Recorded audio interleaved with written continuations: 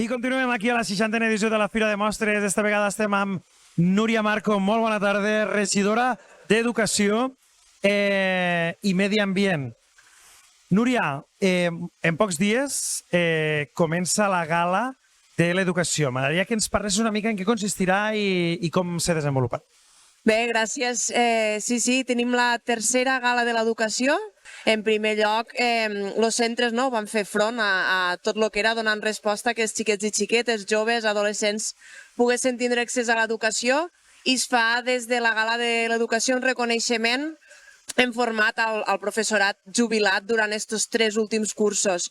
També se farà com a novetat d'enguany un reconeixement als 2 centres que en aquests 3 anys han complit 25 o 50 anys, que són el Centre de Formació d'Adults Sebastià Joan Arbó, que en va fer 25, i l'Escola Agrària d'Amposta, que n'ha fet 50 ara. A més, hi ha una part també dedicada a l'alumnat. Una és als 10 millors expedients dels ajuts a estudis superiors. Vam fer un canvi transformant de premis a l'excel·lència a ajuts a estudis superiors per un tema de criteris, d'igualtat, no? Però sí que és veritat que dins de la gala reconeixem en 5 categories diferents els 2 millors expedients de cada categoria. I per últim també l'alumnat que en els 2 últims anys ha guanyat el treball de recerca, el Premi Treball de Recerca Batxillerat Ciutat d'Amposta. Vamos, una gala superplena de reconeixements i d'entregues que cada any va canviant, i això està bé, no? Que és algo viu i vos adapteu a les necessitats de cada any. Jo voldria, parlem d'una ciutat que a nivell d'educació tenim cada vegada més estudis. Núria, no sé si ens pots explicar una mica com ha evolucionat una mica el tema de l'educació a Amposta, perquè, vamos, no sé quants centres d'estudis tenim. Tenim en aquests moments més de 20 centres, crec que ara en són 21 en l'última incorporació, educatius reconeguts pel departament.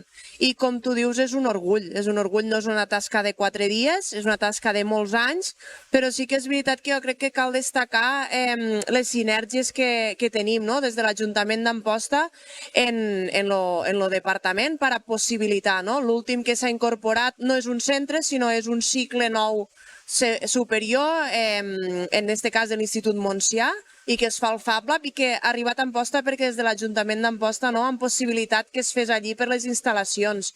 També de la mateixa manera és Ardi, Escola d'Art Municipal. Enguany han pogut aconseguir també l'especialització de bioconstrucció, cada vegada més necessària formar els joves en aquesta especialitat.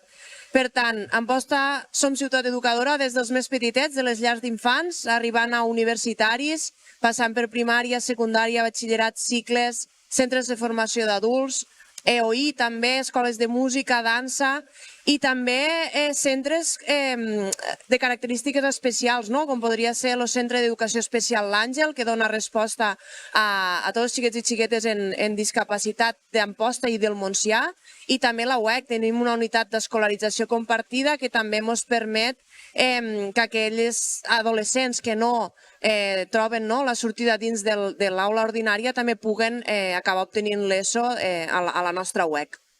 Núria, moltíssimes gràcies. Amposta, ciutat educadora, ho tenim claríssim. Crec que queda molt clar en tots els estudis que tenim a la ciutat i esperem que vagi molt bé aquesta gala de l'educació. Moltes gràcies, us esperem. I nosaltres continuem aquí a la 60a edició de la Fira de Mostres. Fins ara.